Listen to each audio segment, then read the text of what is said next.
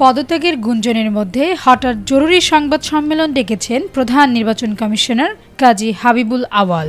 আগামীকাল দুপুর 12টায় এই সংবাদ সম্মেলন করবেন তিনি। রাজধানীর আগারগাঁও নির্বাচন ভবন থেকে বের হওয়ার সময় তিনি একথা জানান। এ সময় সিইসির কাছে সাংবাদিকেরা জানতে চান আপনারা পদত্যাগ করছেন কিনা। জবাবে সিইসি বলেন, এ বিষয়ে এখন কিছুই বলবো না, আগামীকাল 12টায় সংবাদ সম্মেলনে বিস্তারিত বলবো।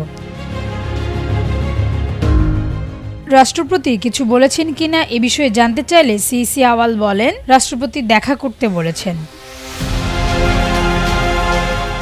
জানা গেছে প্রধান নির্বাচন কমিশনার কাজী হাবিবুল আওয়াল ও 4 কমিশনারের পদত্যাগ এখন সময়ের ব্যাপার। পদত্যাগের জন্য সব ধরনের প্রস্তুতিও নিচ্ছেন তারা। বৃহস্পতিবার রাষ্ট্রপতি বরাবর পদত্যাগপত্র পাঠিয়ে পদত্যাগ করতে পারেন তারা। আরও জানা যায়, নেপালে শুরু হওয়া সার্কভুক্ত দেশগুলোর নির্বাচন কমিশনারদের সংগঠন ফ্যামাবোসার অনুষ্ঠানে অংশ নেননি সিইসি। মঙ্গলবার তার নেপালে যাওয়ার কথা ছিল। 6 সেপ্টেম্বর দেশে আসার কথা।